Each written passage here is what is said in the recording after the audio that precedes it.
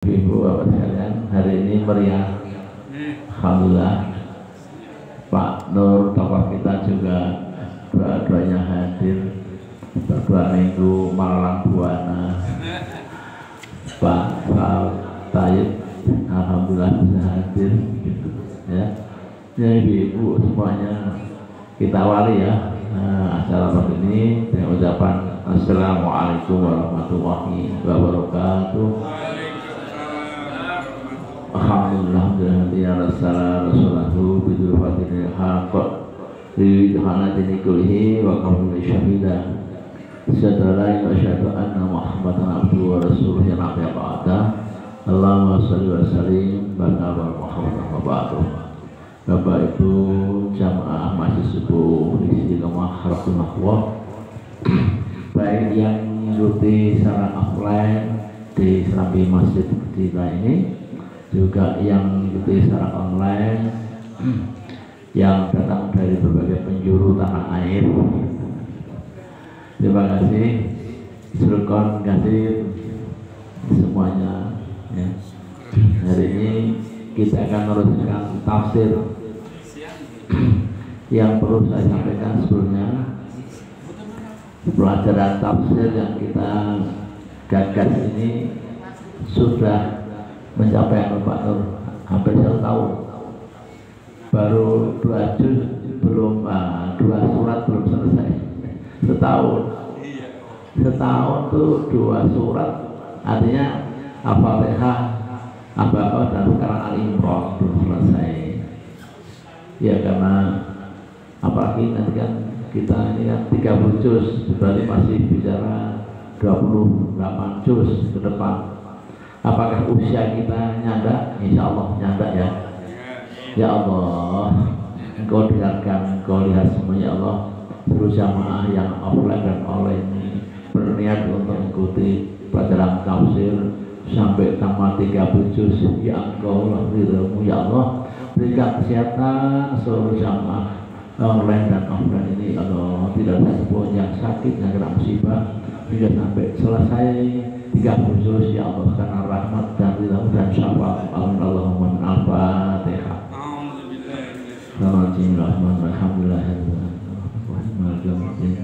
Iya karena itu iya karena syai'na siratal mustaqim khairul maghfirah ya amin.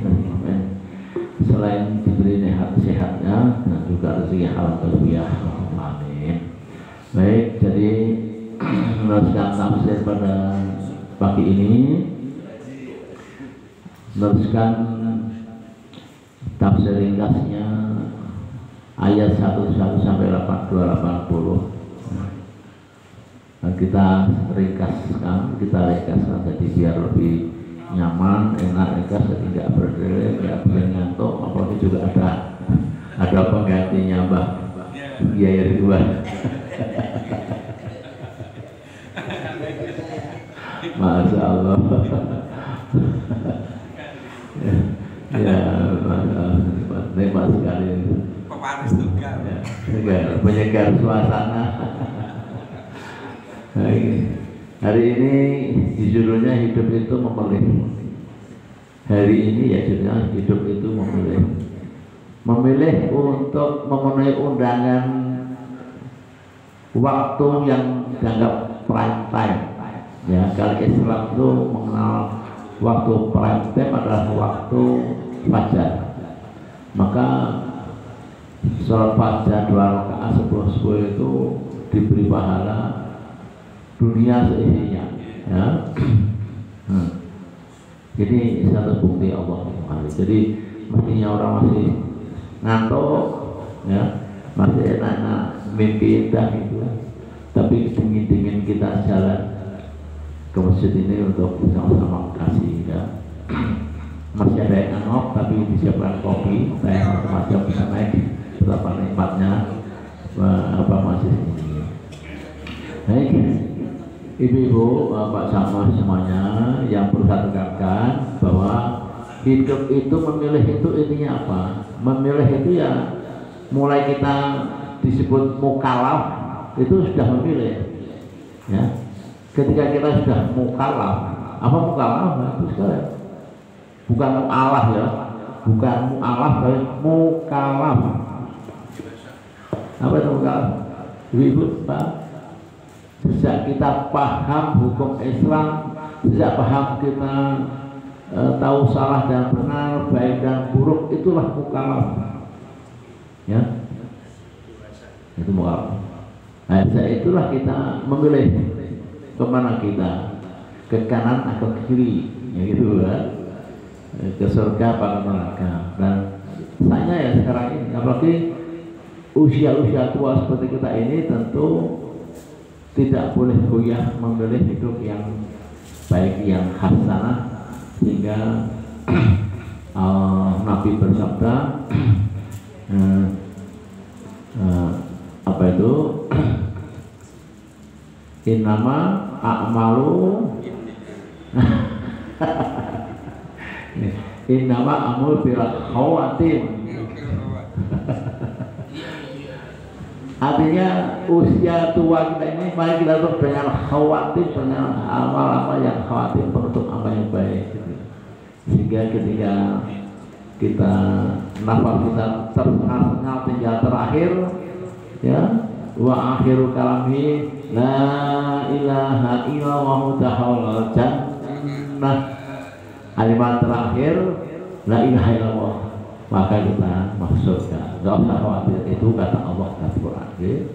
Baik, hidup memilih. Kita akan buka satu persatu slide-nya. Ya. Yang pertama apa ini? Yang pertama ini, nah, pilihan hidup itu apa toh? Coba Bapak Ibu pilih yang mana ini ya? Yang pertama, bahagia dunia, sengsara akhirat, gitu ya. Bahagia dunia, sengsara akhirat. Contohnya ya Presiden Amerika Serikat, Netanyahu, itu kan orang-orang ingin bahagia dunia, ya. Netanyahu, Netanyahu, ya. Itu contohnya, ya. Kita terang-terangan contohnya itu. Genosida, penindas sikapnya lemah, ya. Ya, kedua, memilih sengsara dunia, bahagia akhirat. Ini apa ini? Sengsara dunia, bahagia akhirat. Penuh hidup derita, penuh dengan derita, kefakiran, kemiskinan, ya, musibah, sakit, macam. Tapi dia bertabah dan sabar, ya. Nah itu, nah dia bahasanya akhirat. Yang ketiga, sengsara dunia, sengsara akhirat. Ya Yahudi, Bani Israel, ya, orang-orang yang tidak percaya pada Allah, ya, orang tidak percaya pada ketauhidan Allah, para Rasul, maka dia, ya itu akan sengsara dunia, sengsara akhirat. Ya. Yang keempat, bahagia dunia, bahagia akhirat. Insya Allah kita semua, Allahumma amin, ya. Bahagia dunia, bahagia akhirat, ya. Sedekah dengan lisan, dengan ilmu, ya, dengan tenaga pikiran, itu sedekah juga, ya. Waktu, sedekah dengan harta, seperti Pak Hekta, Pak Larjono, Pak Nur, sedekah dengan harta, mau harta, ya. Ini kemampuannya masing-masing, ya.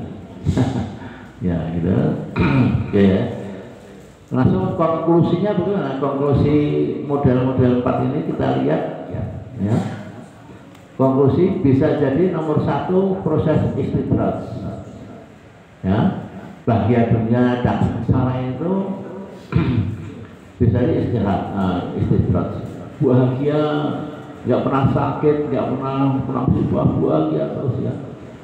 Istidraj, ya. Kemudian nomor 2, sedang diuji imannya, sengsara dunia, sengsara akhirat. Ya. Ya, proses istidraj bisa jadi nomor 1 istidraj, nomor 2 sedang diuji imannya, nomor 3 gambaran orang kafir yang kufur, ya, dan nomor 4 hartawan yang dermawan. Hartawan ini ada yang salah nulis ini gambar.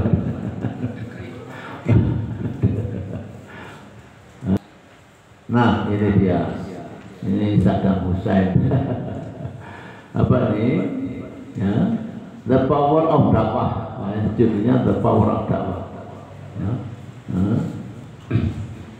Power of Dakwah maksudnya apa? Bi'imati minallah fadlan ini omongnya. Wa anallah la yusbihu asrun mu'minin ya. Jadi ini maksudnya apa?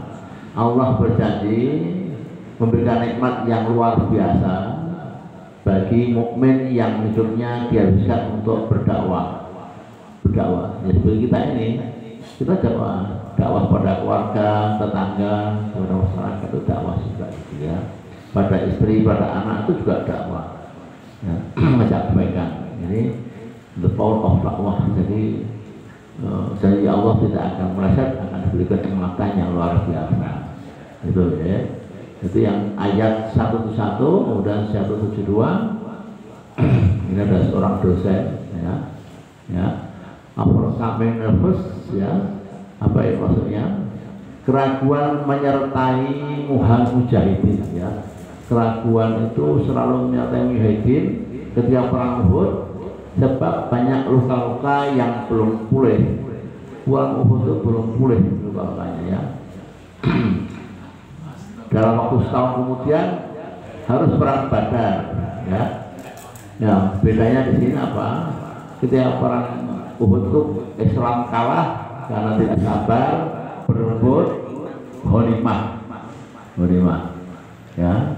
Kemudian pengalaman itu akhirnya dibawa ke perang Badar, kondisi belum sembuh luka-lukanya tapi penuh kemenangan ya. Penuh kemenangan yang tidak ada luka, tidak ada yang meninggal pas selain Nabi Muhammad karena sabar tabah mengikuti perintah Allah ya. Nah, ada satu tokoh kafir Quraisy namanya Abu Sufyan ya, musuh Nabi di perang Uhud ya. Pada akhirnya masuk Islam ya, setelah diampuni Rasulullah. Ini Abu Sufyan di akhir-akhir akhirnya dia masuk Islam ya. Ketakutan dengan datanya Rasulullah, kebenaran ajaran Rasulullah, dan dia mulai tersingkir, nggak ada teman berjuang lagi, perang lagi, maka dia masuk Islam gitu ya. Di Indonesia ada juga tokoh seperti ini ya, namanya Abu siapa? Di Indonesia Abu Jada. Abu Jada. Baik ya. Ya, ini Alina stajab wa wal rasul min ba'di ma asabum. Jadi luka-luka yang diderita oleh para mujahidin itu belum sembuh, tapi setahun kemudian harus perang Badar ya. Tapi dengan semangat yang tinggi perang tetap dimulai ya, dijalankan. Itu di 172, kemudian di 174 menjajing the mujahidin, maksudnya apa ini ya? Qalahum nas. Jadi ada yang membisiki iblis, qalahum nas innan nas qad jama'u lakum fasnuhum. Jadi ceritanya iblis itu membisiki kepada kaum mukmin bahwa Abu Sufyan, pemimpin kafir Quraisy itu mengumpulkan orang banyak, akan siap-siap perang kembali. Maka kemudian turun ayat ini ya, jangan kau takut ya. Sebelum masuk Islam, Abu Sufyan kumpulkan pasukan untuk melawan pasukan Nabi ya. Kemudian di ayat ini dikatakan Muhajirin tertarik, semangat. Engaging itu maksudnya tertarik untuk melawan namanya tokoh terkenal Abu Sufyan, berlomba untuk bisa membunuh Abu Sufyan itu caranya gimana gitu kan. Maka dia tertarik, engaging namanya ya, untuk membunuh namanya Abu Sufyan ya, kafir Quraisy. Itu yang jadi incaran untuk dibunuh, dibinasakan. Maka dia semangat luar biasa untuk perang kembali ya. Mujahidin itu ya. Ya. Nah ya, jadi ini tidak gentar pada Abi Sufyan yang terkenal jago perang. Cukuplah Allah menjadi pelindung utama. Hasbi Allah, nikmal wakil, nikmal maula, nikmal nasir, ya, di 173-nya begitu, ya. Kemudian di ayat 174, ya, kebahagiaan yang dirasakan demikian besar sebab menang perang Badar, ya, setelah Uhud kalah, perang Badar menang, tidak ada yang wafat, bahkan luka pun tidak. Itu pasukannya Nabi Muhammad tidak lagi berebut ghanimah, ya, sabar tabah, tidak lagi berebut ghanimah. Yang mereka sesalkan belum bisa membunuh Abi Sufyan, yang mereka sesalkan saja karena dia lari tukang langgang, ya, meninggalkan perang, gitu kan. Itu ceritanya gitu, ya, di ayat ini. Bi'amatillah wa yang satu sa'um matabu ridwan Allah ridwan. Jadi fadlan, mas fadlan, anugerah Allah dan juga karena Allah, dan semua itu adalah Allah ridho, ya, dengan perjuangan kaum muhajirin. Nah ini, ya, demikianlah jika patuh dan sabar pada Allah dan Rasul, kemenangan pasti datang. Jauh beda dengan perang Uhud yang kalah, porak-poranda, yang wafat banyak, yang luka banyak karena berebut ghanimah.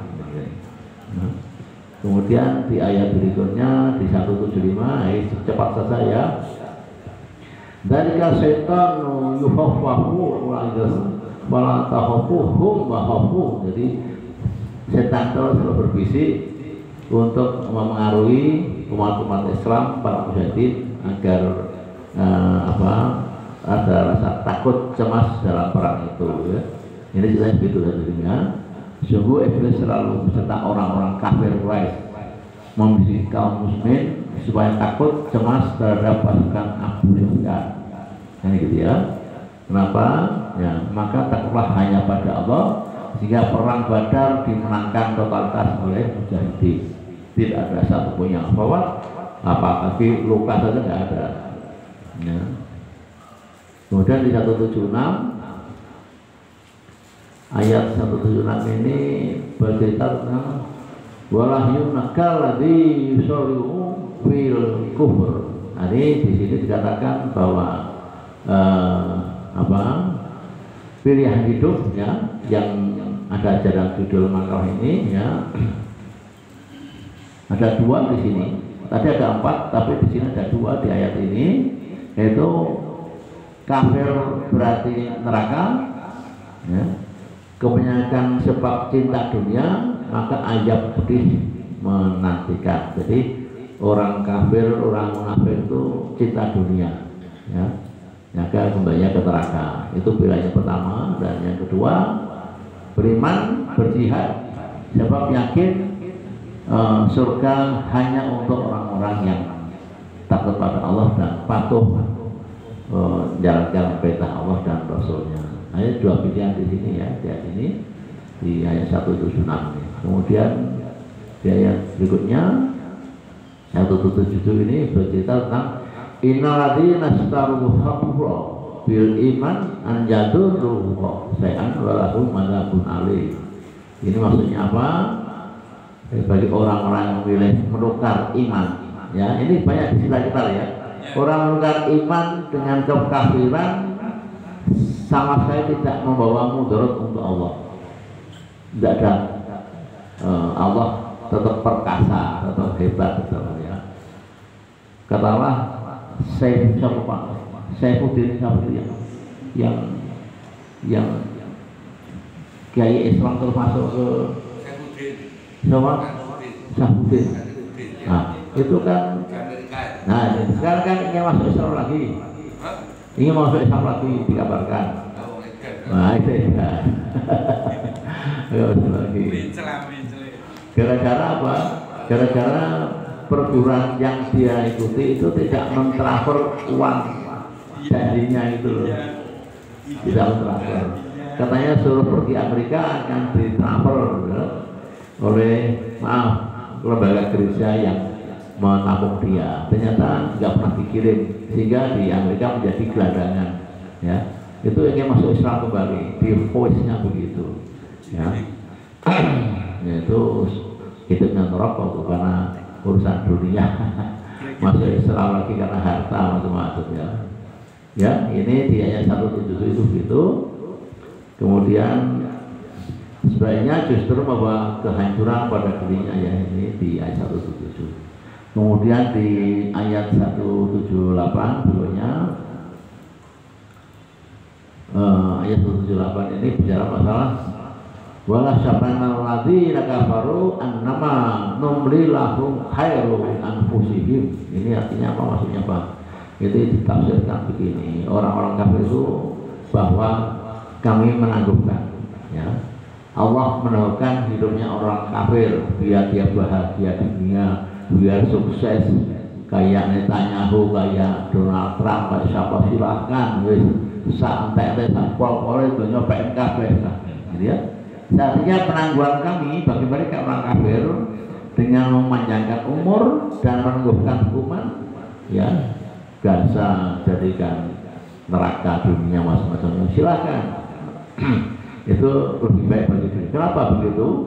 Karena Allah ingin yang kedua ini, yaitu penangguhan kematian bagi orang kafir, ya, bisa dicontoh-contoh tadi itu adalah supaya dosa dan maksiat bertambah banyak. Maksudnya begitu ya. Ini kurang akal, ngantuk tinggal kurang banyaknya. Makin banyak dosa dan maksiat dibuat mereka ya. Apakah dosa akan habis, akan musnah? Tidak. Karena dalam Al-Isra, Bismillahirrahmanirrahim, wa qadaina bani Israil la tufsiduna fil ardi marrataini wan kabir. Nah, itu dalam surat Isra, betul Pak ya, itu gimana ya?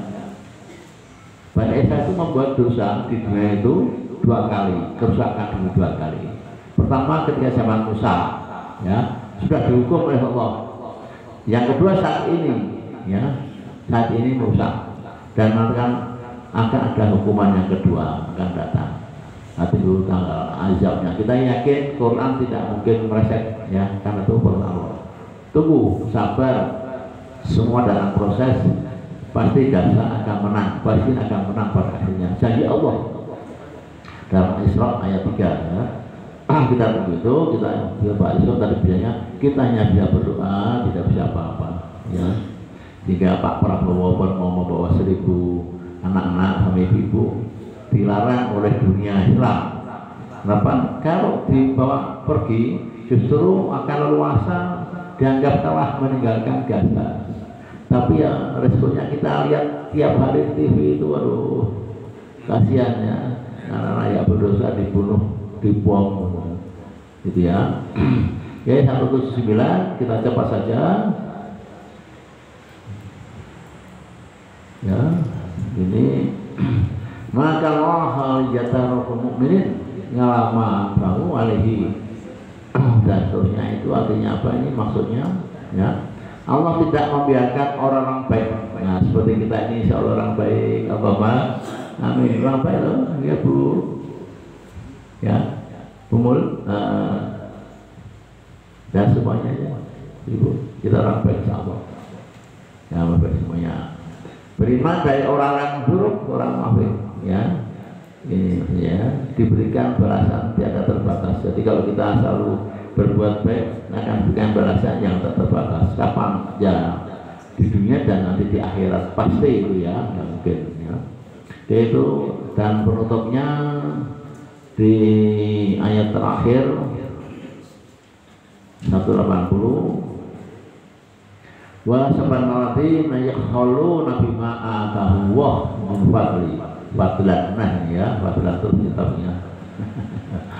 Apa ini ya, orang-orang yang bakhil dengan harta yang diberikan Allah dan fadlan karunia-Nya ya, artinya mengeluarkan zakatnya, bahwa itu maksudnya kebakilan itu baik bagi mereka ya. Ini maksudnya apa tafsirnya ini sebenarnya ya.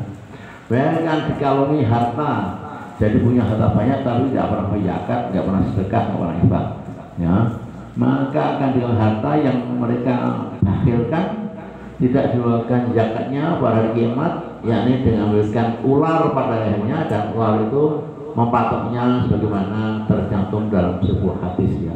Jadi menjadi ular akan selalu dipatok itu harta yang tidak sudah diyakati, tidak telah infak dan sebagainya. Naudzubillah min dzalik ya.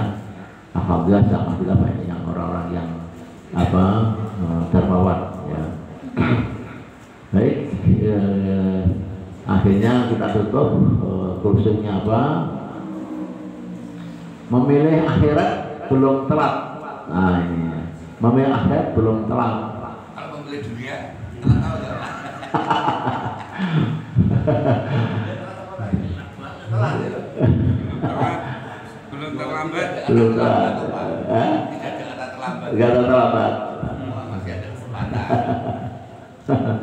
Ya salah satu caranya ya selalu ikuti kajian Sabtu subuh. Ya tahu. Ya saat itu kan kalau ini ya menikmati kopi pagi ada 9 masa Allah gitu. Memilih dunia silahkan nikmati seluruh isi bumi dan langit bebas. Allah Maha Rahman ya, dengan cara merampok, dengan cara mengeksekusi macam-macam silahkan, tapi rahimnya hanya kepada umat Islam ya, dengan ragu-ragu dari negara hati-hati ya. Akhirnya menjadi bakil sampai coba Sabtu subuh yang kan. Wassalamualaikum warahmatullahi wabarakatuh. Monggo silakan.